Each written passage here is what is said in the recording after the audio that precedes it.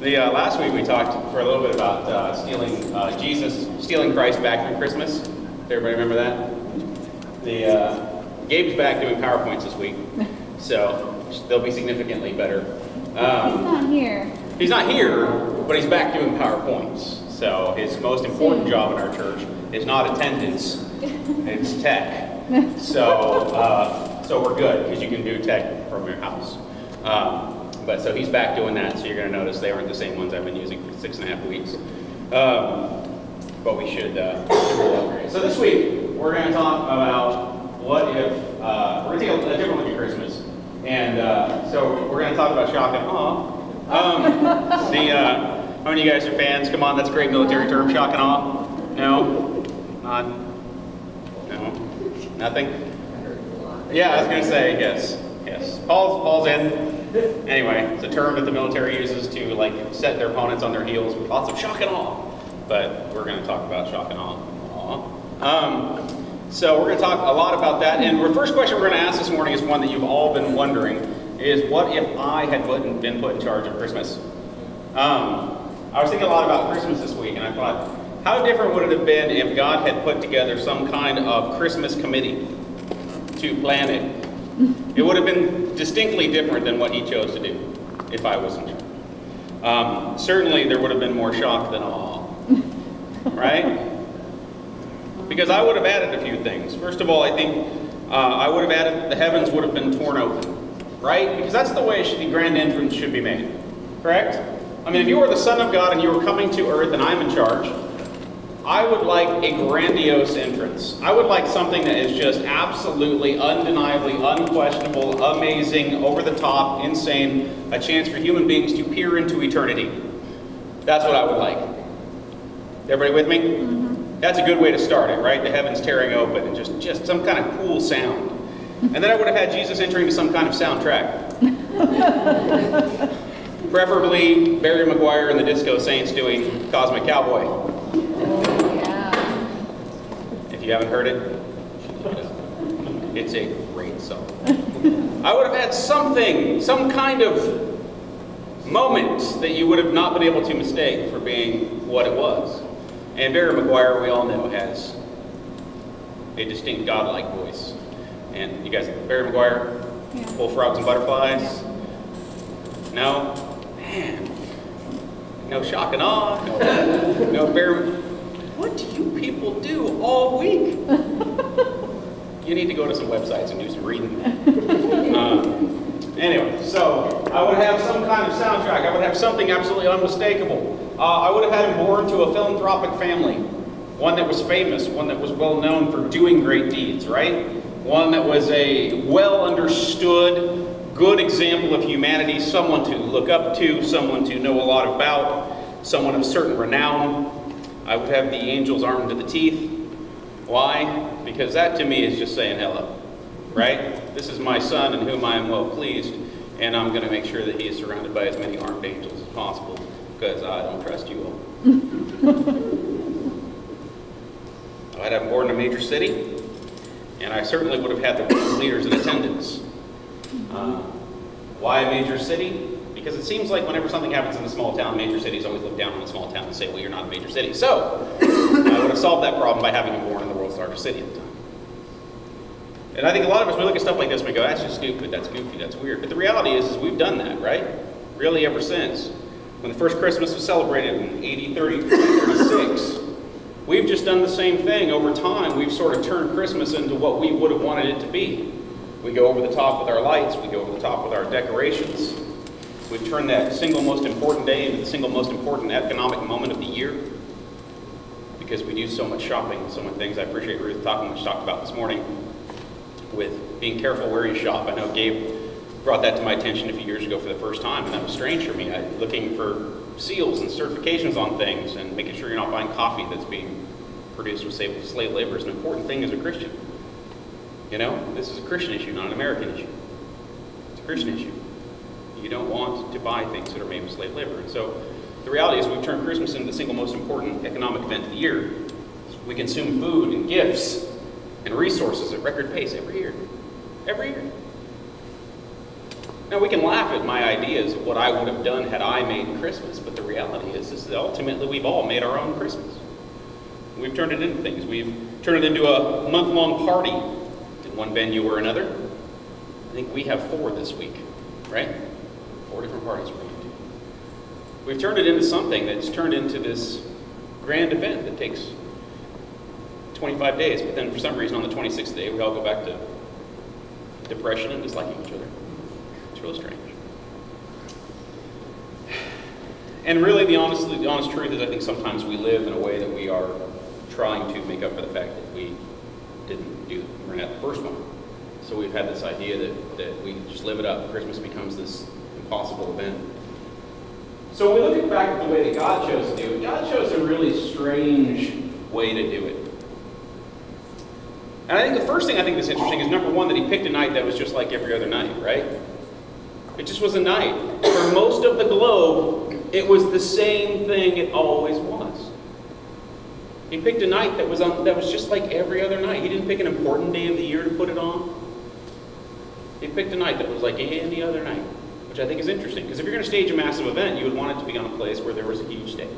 The reality is, picked a night that's any other night. The cast that he picked was a little different than the one I would have picked. First of all, there was no soundtrack, which is very disappointing. We've written one after the fact, which has been very nice, right? But the truth is, he picked an interesting cast. First of all, he picked a carpenter. Not the philanthropic, family of renown that I would have chosen. He picked a carpenter. He picked a teenage virgin, which seems to be an odd selection. Right? The innkeeper. We've just totally written that dude into the story, but he's famous. Now, he's the most famous person never mentioned ever. Right? We've made the innkeeper famous. The shepherds. The world's stinkiest job. Right? Time. Living out in the fields with their animals. He picked the shepherds. He picked unnamed and forever unknown dignitaries from an unnamed land. So the people of importance and significance that did get to attend the birth of Jesus a year later, the ones who got to be a part of the story, were unnamed from an unknown land, from an unknown kingdom. Right? I mean, we call them wise men, or we call them we 3 kings of Orient are. We've tried to make up where they came from. We're not totally sure. We're pretty sure it's from that direction. But that's about all we got. We don't really know. And to the important couple of some social status, he gave them a child who would only be a forerunner. What do I mean by that? Well, if you get a chance to read the Gospels, especially the first couple of chapters of Matthew, the first couple of chapters of Luke, you find that there was another couple involved in this whole thing. Zechariah and Elizabeth, right? They were a couple of some renown. She was a descendant of Aaron. He was a priest. They gave birth to John the Baptist. So the couple of some renown, some understood value in society, some significant social status, was the one that gave birth to the one who would get the 5 minutes of fame and be a forerunner. Right? To the couple of zero renown, he gave Christ. But see, this is where we understand that while the plan might seem odd, we have to look at the Bible in completeness. We have to understand the gospel in completeness. And I think for a lot of us, sometimes we zero in on certain aspects and truths, and we fall in love with that moment, or we fall in love with that idea, and we forget that its entirety, you see a consistency in who God is. You see a consistent vein in his actions and the way he does things. But the problem is, as human beings, we zero in on a moment, we try to define that moment and come to some understanding of that moment instead of looking at the whole picture. And so if you've got your Bibles, turn to 1 Corinthians. If you don't stress about it. But we're going to talk about a very Pauline passage of Scripture here, starting in 1 Corinthians chapter 1, verse 18. And we're going to take a look at the gospel message in its completeness. So for some of you, it might be a little weird talking about the cross on Christmas, because we don't do that, but we're going to do that this morning. It says, "For the message of the cross is foolishness to those who are perishing, but to those who are being saved it is the power of God. For it is written, I will destroy the wisdom of the wise and bring to nothing the understanding of the prudent. Where is the wise? Where is the scribe? Where is the disputer of this age? Has not God made foolish the wisdom of this world? For since in the wisdom of God, the world through wisdom did not know God, it pleased God through the foolishness of the message being preached to save those who believe.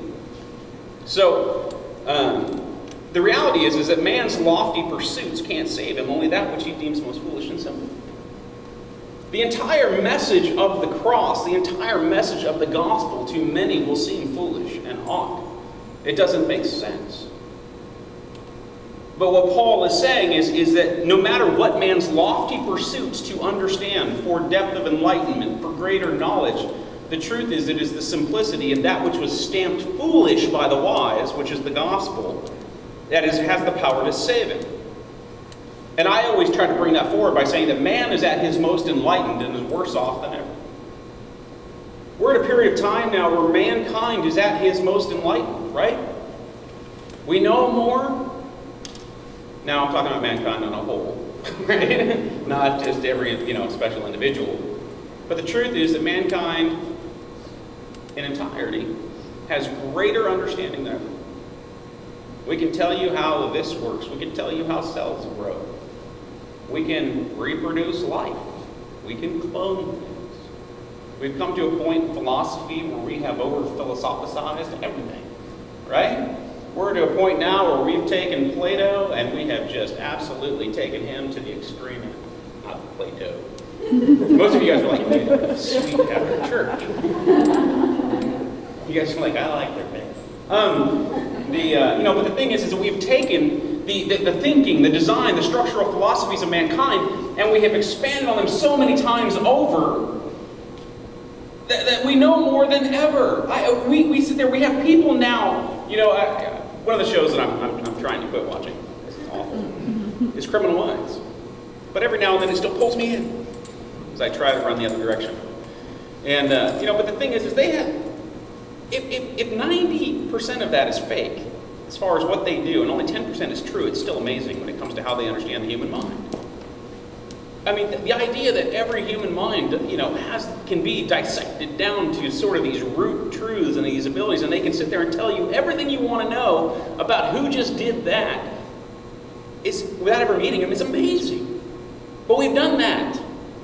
We've invented the computers. We've invented all these things to solve problems for us. We can spend time doing more important things like playing Madden and surfing the web. But the truth is that mankind is more enlightened now than mankind has ever been.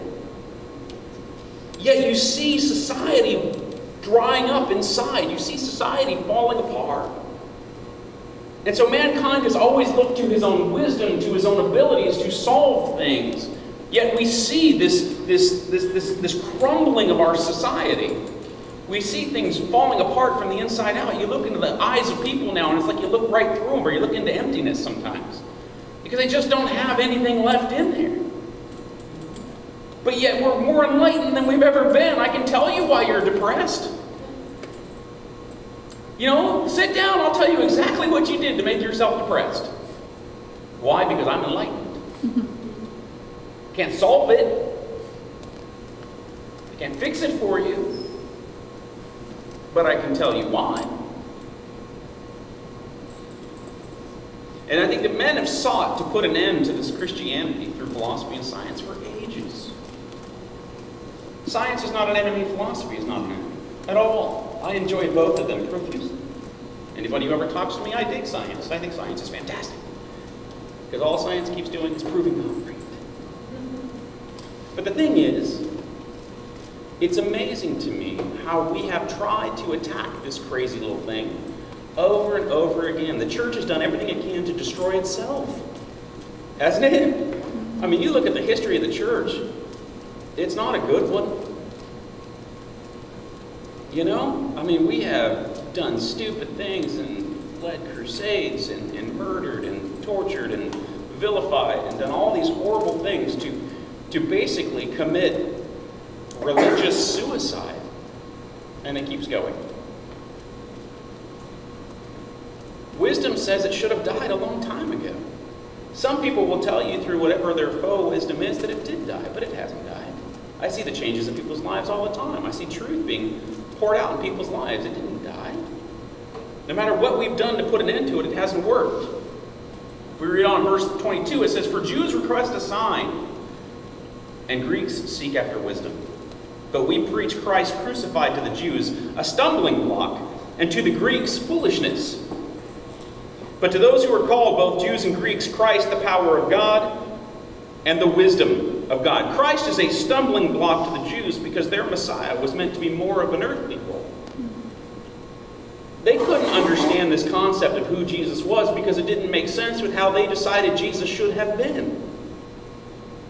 Jesus was supposed to free them from Rome, right? Jesus was supposed to lead an insurrection and become king on earth and change it forever when Israel would now be in charge the way God had intended. That was the plan. That was the concept of how the Jews sought their Messiah. So when Jesus came, it was a stumbling. It didn't work. They couldn't accept him. They were like, that can't be right. You're coming in, you're changing all these rules, you're creating freedom, you're telling us that we're no longer in charge, but I'm a Pharisee, so I should be in charge. And so he's going through this whole thing, and then all of a sudden, and then you die, and you ascend into heaven, and you leave us with the same Romans we had 3 years ago.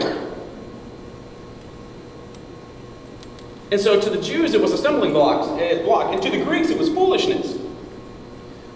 Because to the Greeks, they were all about self-enlightenment. I'm going to understand through philosophy, through intense reflection, through meditation, through all of these things. I will find ultimately the answers to the questions of the cosmos through the powers of my own mind. And those who I do not find, I will choose to be okay and accept that it's not achievable.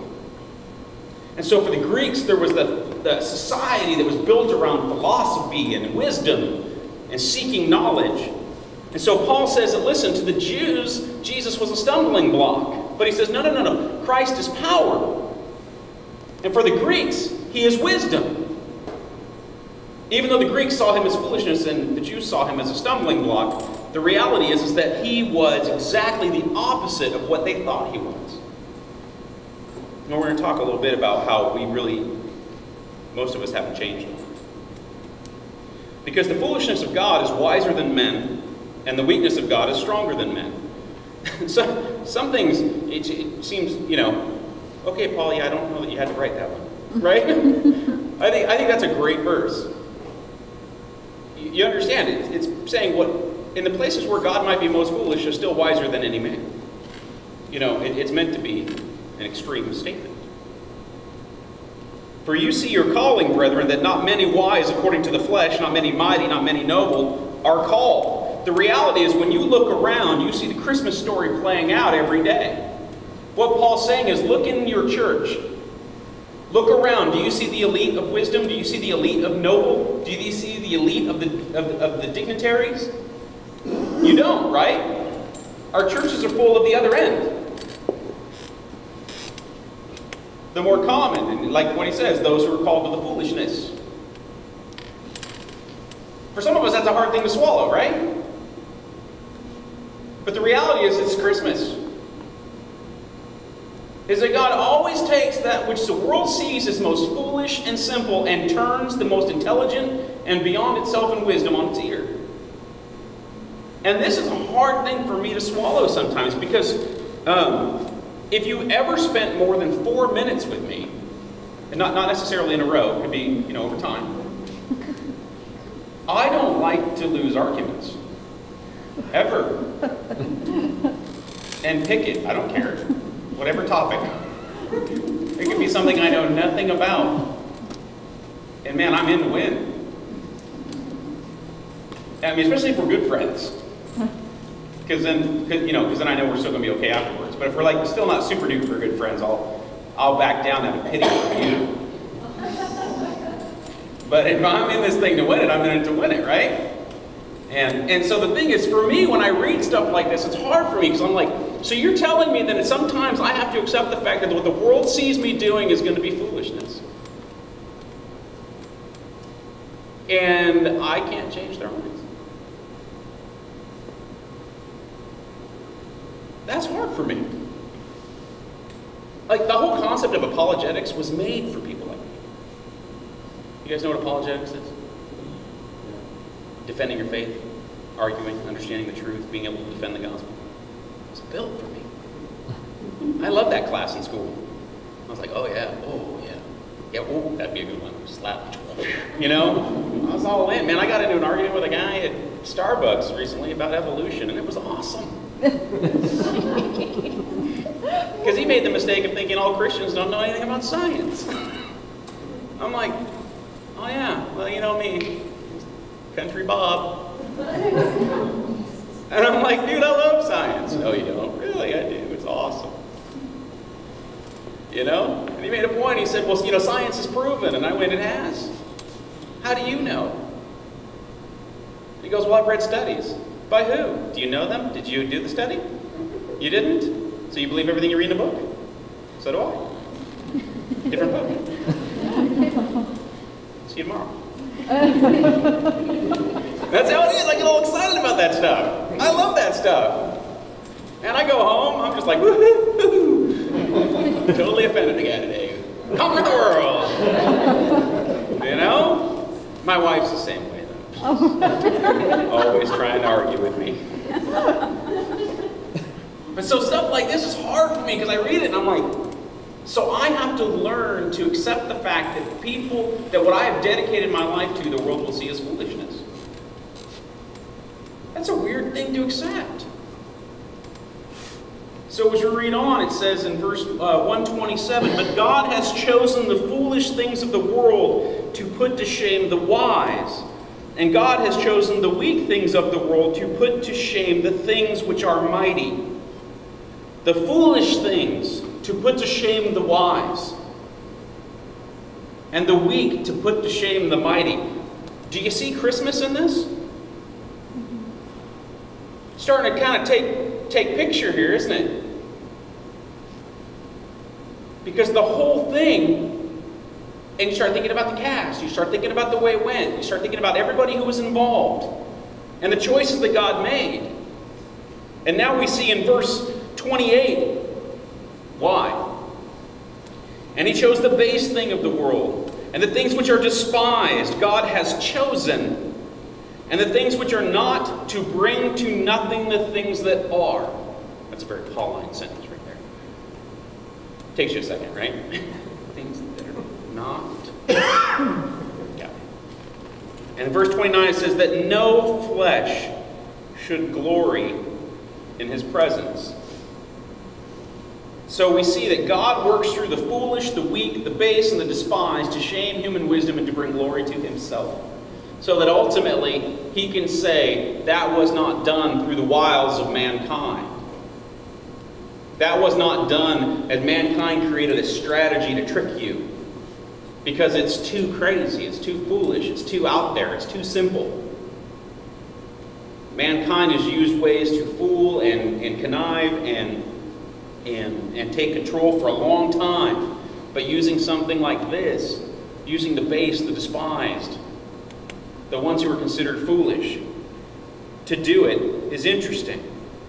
So how he shames us. First of all, he takes a carpenter and he makes him the father of God. Right? He takes a carpenter and makes him and gives him charge of Jesus. Provide for, care for, watch over. That doesn't make any sense to me at all. Right? To take the most precious, important, amazing gift the world has ever seen, to take grace embodied in flesh, to take forgiveness of sins and salvation, and put a carpenter in charge. And the second thing he does is he takes a teen virgin and he makes her the most exalted woman the world has ever known.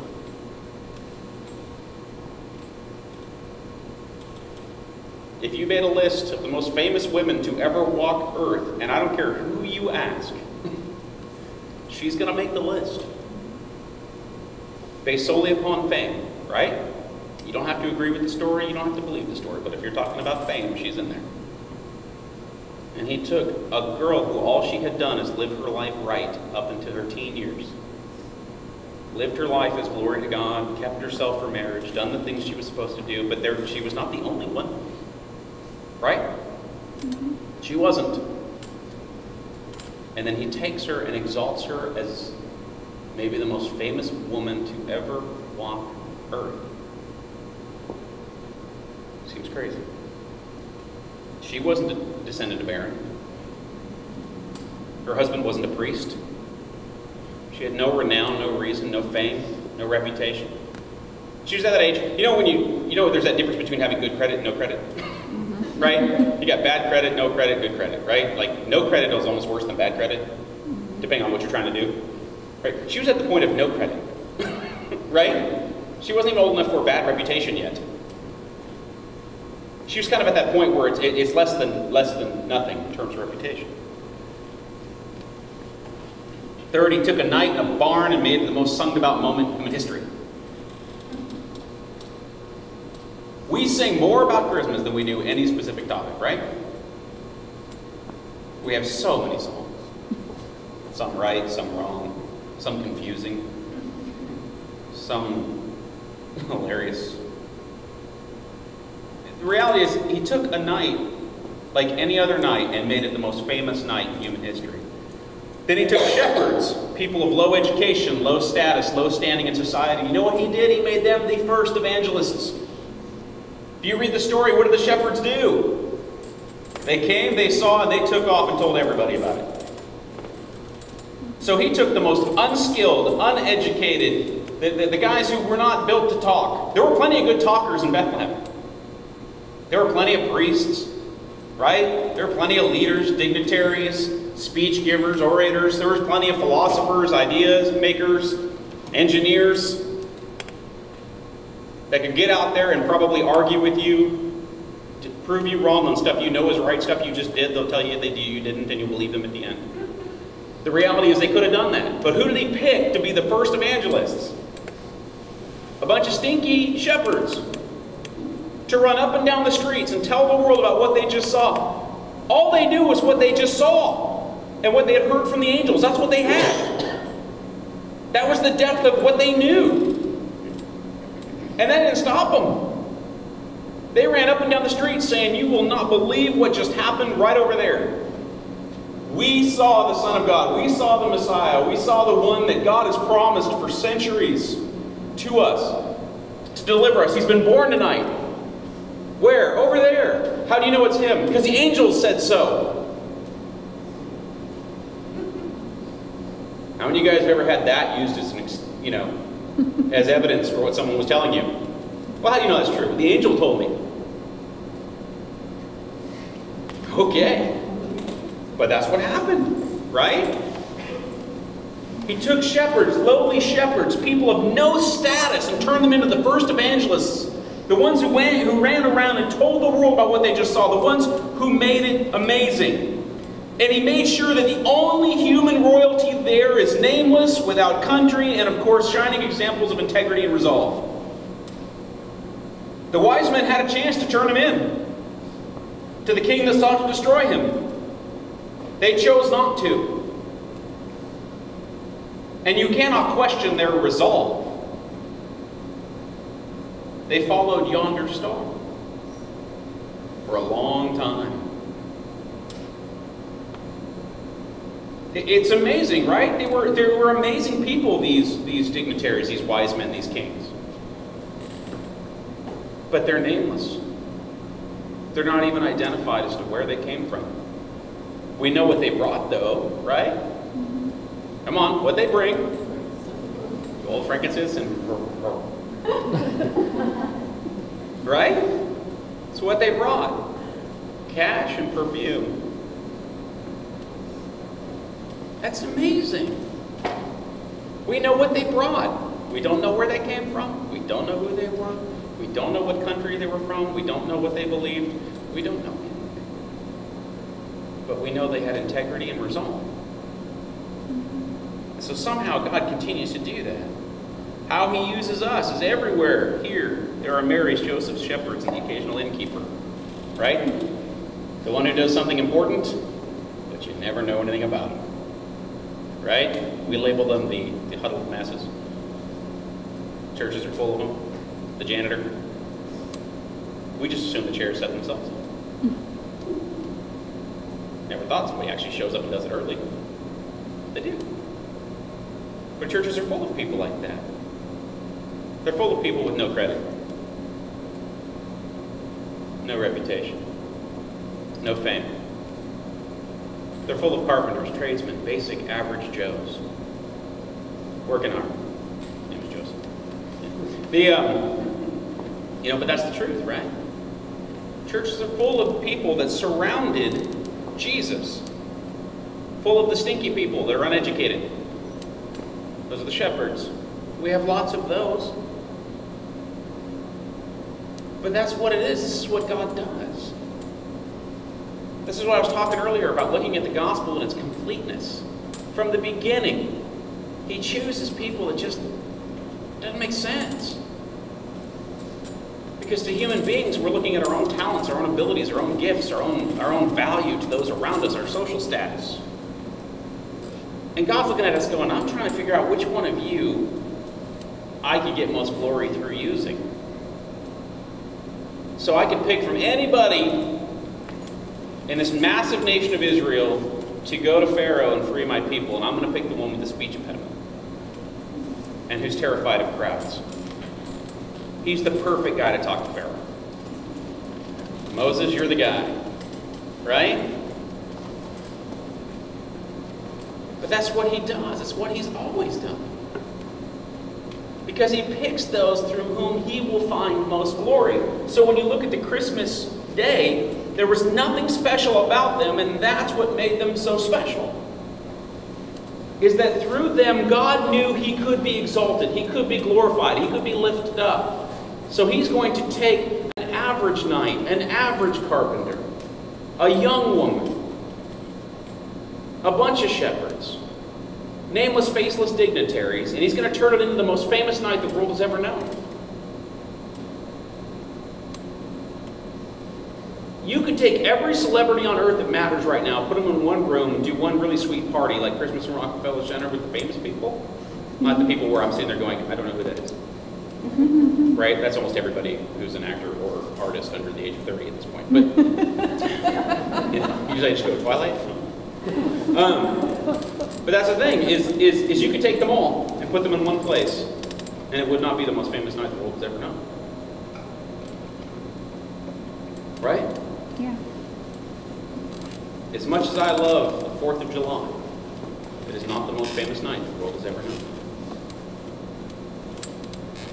Famous day, but not the most famous night the world has ever known. The reality is that God took the most simple set of circumstances and created the most amazing story. Created the most amazing moment.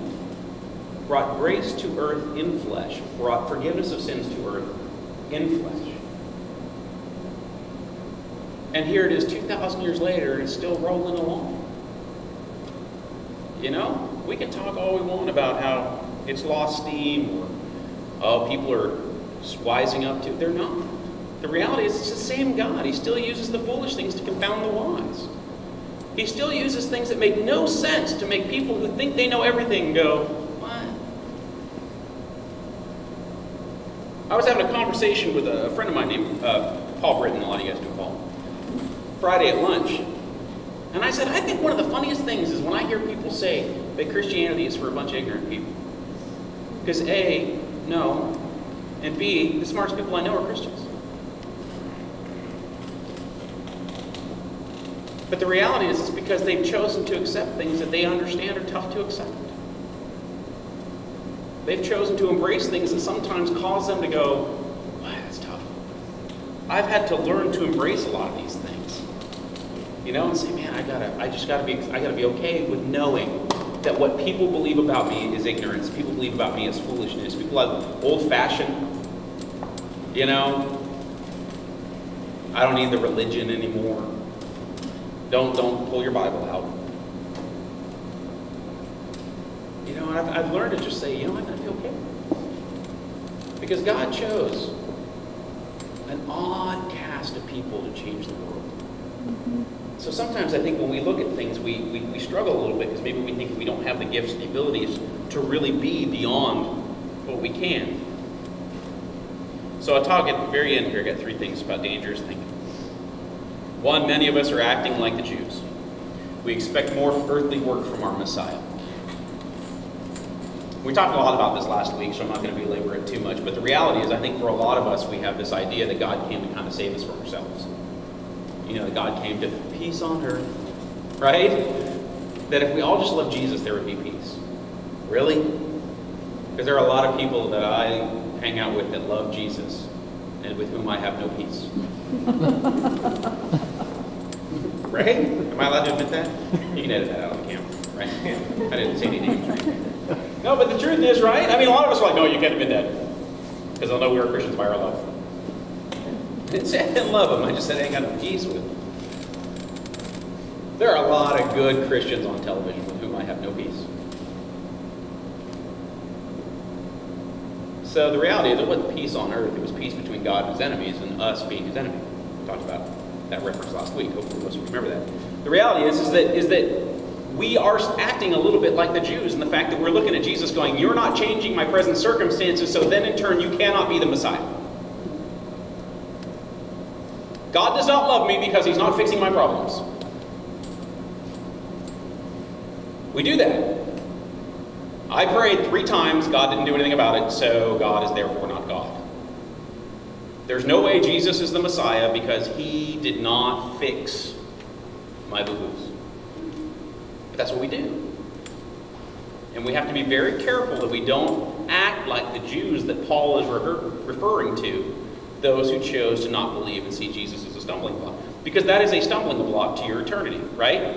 If you have a hard time believing that Jesus is the Messiah because he's not fixing your life, that is a stumbling block on your path to eternity. Does that make sense? Second thing, many of us are Greek. We've decided that all of this just makes no sense. So therefore, I am above what God chose to do because I am a smart person. So therefore, I see no value in this. So I will be little God in my actions and the way that I act and that I live because I have chosen to believe that my brain is way beyond his, even though I really can't figure out how half the stuff that works around where the world works. I can't get my VCR to stop flashing noon. That's for people over 50 in the room.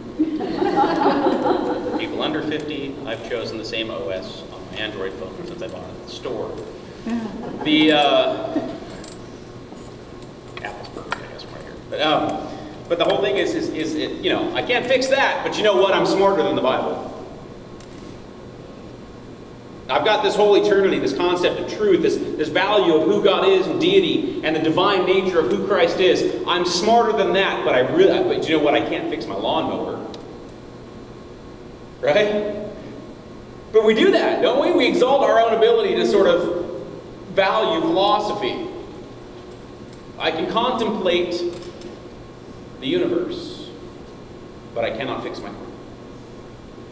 I know more than God, but I can't get my computer screen to stop flashing blue. But it's amazing how we do that. So the reality is we've become very Greek in the fact that we've chosen to exalt our own wisdom above and beyond that of God. And so we sit there and we look at it and we say, yeah, I kind of get it, but you know, it doesn't seem quite right. But if you look at the Christmas story, the reality is it's exactly the way God has and always will do things. He does them through the most simple and sometimes, the way humans view it, foolish means. That doesn't make any sense. Why would you do that? Because God is always going to bring glory to himself in the things that he does. So he's going to use people with whom he will get the glory. That's why we don't see, you know, the famous, you know, speech givers as the 12 disciples. Who do we see? Fishermen, tax collectors, right? Not people most of us hang out with in general anyway. You guys got a lot of IRS friends? You guys are like, no, not to mention it. I don't think they're bad people, if there is one here. They're good people, my favorite. But that's who he hung out with. Sinners, prostitutes, the destitute, the thrown out, the base, the despised, the useless. He uses them to confound the wise. He uses them to get up off the floor when they need healing and walk out past the wise guy in the back of the room and thought he knew more than this. This is the truth. The reality is, I think America has become sort of a mix of between the Jew and the Greek. We don't believe in Christ because he's not doing enough to fix my current circumstance, and I don't believe in Christ because, first of all, there's just no way this could be true. Yet you see these poor communities all over the world. People are getting up and walking out of church that got wheeled in. He's using the fools to confound the wise. And you understand that Paul's point ultimately is then who's really the wise, right? It's not that God looks at them and goes, fools. He's using those with whom human beings see as fools to confound the wise. And the final thing is, keep in mind the religious establishment was not involved in the making of this Messiah. Isn't that interesting? The priest fathered the forerunner. You don't see the religious establishment involved in this at all. You don't see Pharisees riding on donkeys, from the east to bring presents, do you? He goes out and gets people that are from other cultures and other values. I mean, the one thing we are certain of when it comes to the wise men is that they were from another culture, which is probably another belief system. One that chose to probably, highly value the stars. So when they saw the star, they were moved by it because they realized it was something new in the sky.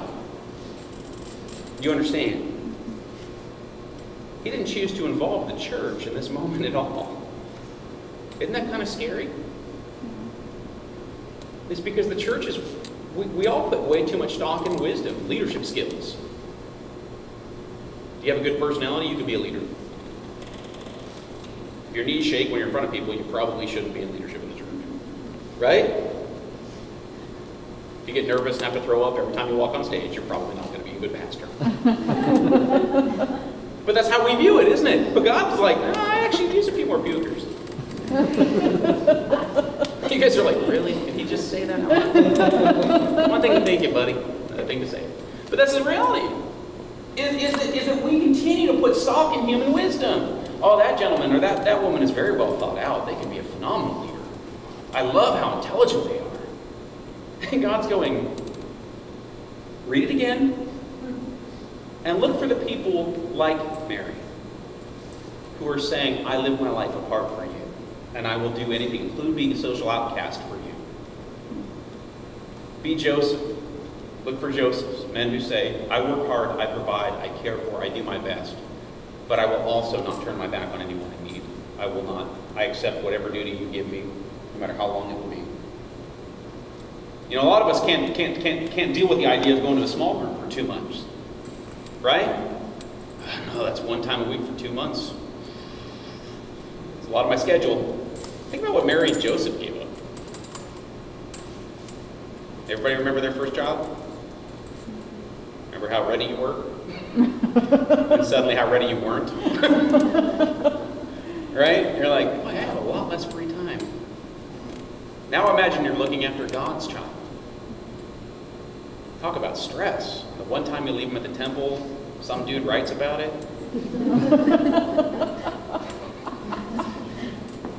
I'm really asking you guys to really think through what you want to carry. And it ends up recorded that you're a negligent parent. How horrible is that? The one time. I guarantee that's how Joseph died saying that. The one time I leave you in a temple. Luke happens to be. Right? The one time.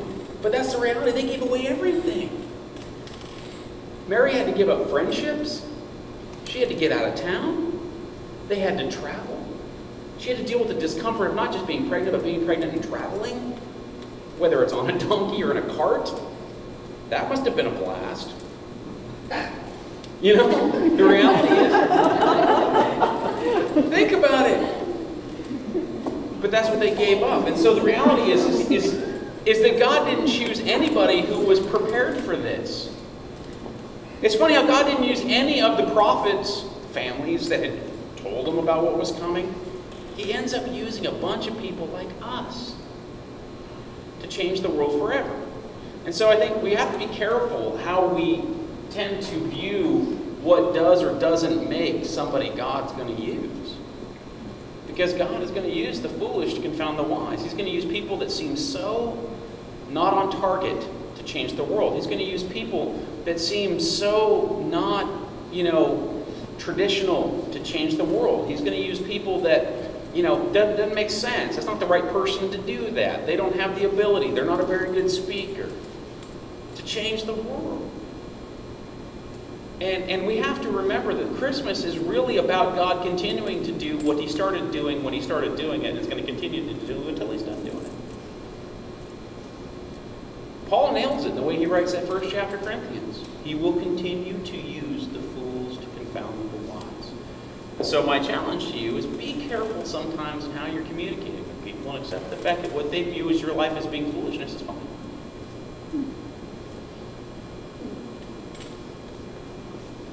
Because the reality is arguing with them isn't going to help most of the time. And I have to learn that. Because I get excited. I do. I start to shake. Ask me a question, pal. And I got to step back and say, you know what? I gotta be okay with that. I got to be okay with the fact that people view what I believe as being foolish, and not take it as a shot against me, but accept the fact that in due time God will deal with it. And then look around and don't question anybody who's sitting with you as being somebody God can use. But I think a lot of us disqualify ourselves because we think it takes something perfect and amazing and wonderful. All it takes is something forgiven and covered by grace. And we've talked enough about that the last 2 months to understand that everybody in this room knows that you are covered by grace. And as it says in Hebrews 4, you can approach the throne of Christ in confidence because of the grace that covers your life. So if all it takes is forgiveness and grace, then every one of us has that, and every one of us can live accordingly.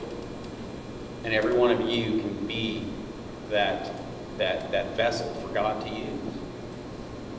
And I just long to sort of spend time with people who are confident in the fact that God can and is and will use them. I think we got enough people in church that are insecure about it, that don't get it. But the reality is we approach the throne of Christ with confidence that He can use us. Every one of you guys has a place and a purpose and a value to God and His plan. But I was talking to a young person last week who's really struggling with life. And I told her, I said, you have to be confident. I can't tell it. I can't say it and make you believe it. You have to make a choice to believe it. And all of you and me, we have to make a choice to believe that we can approach the throne of Christ with confidence because of grace. Say, God, use me. Be like Mary and say, whatever. If I have to be a social outcast, I'll be a social outcast. It's fine. If I lose friends, I lose friends. Fine. That's what it takes. Next week, we're going to talk about Simeon. And one of my favorite, most never discussed Christmas passages dealing with Simeon and his life. So that'll be next week. So why don't we close in prayer and get you guys on the road to health and safety. Father God, we just thank you so much for this morning. And God, we just thank you that you continue to use the foolish things to confound the wise, and you continue to use the simple things to confuse the wise. And God, I just thank you that I can be that foolish thing. I can be that simple thing, that you can call upon me at any time. And I know you feel the same way about everybody here, that they can be called upon at any time to be that thing that just doesn't quite make sense, but you have greater purpose and greater glory at work. And God, I'm just so thankful for that. God, I just pray right now that you just infuse the people of this church, the Christians of this community, those who are in other churches this morning, with confidence and strength to step out, regardless of what the world may see them as, regardless of how the world may see them. They may step out in faith and confidence, knowing that you have called them, that you have forgiven their sins, that you have given them grace, that they can approach you and approach your purposes and approach your mission in confidence today. And God, may we see this Christmas time as a chance to be on mission. And Father, to really embrace your heart and really embrace your love of society and humanity through all the things that we do in your tremendous and wonderful name. Amen. All right, you guys are dismissed. We'll see you next week. Have a blessed Christmas shopping week.